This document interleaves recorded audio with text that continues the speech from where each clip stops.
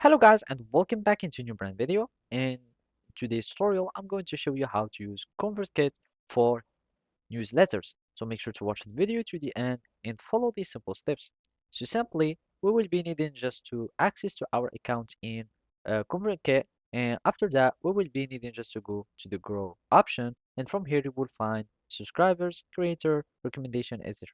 Now, if we go to descend, we will find broadcast, and from here you will be able to start sending stuff to your subscribers, and that includes a newsletter. And simply or basically, a newsletter is an email that is sent to your subscriber or to your uh, audience. So we will be needing just to click on new broadcast, and after that you will go to the templates, and from here you will find the templates.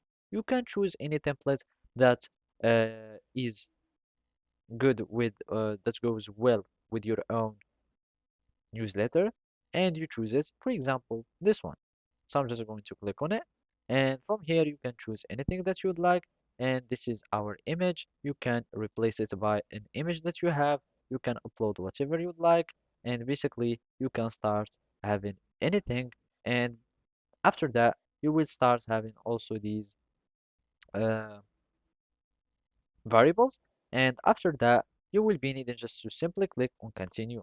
So I'm just going to change subject, so let's just have it anything customizable, continue, and here we will be needing just to click on continue. So now you will be needing just to send this email. So this is the sender email, and here you will choose your subscribers or your audience. You can choose anything, and after that you will add your lists.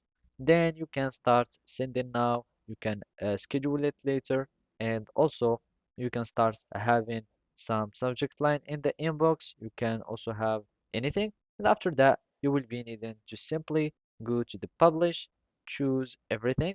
So to send this broadcast, make sure your filters match at least one subscriber, because in my case I have no subscribers. That's why it's not working, but simply you will be needing just to click on continue and it will be sent automatically.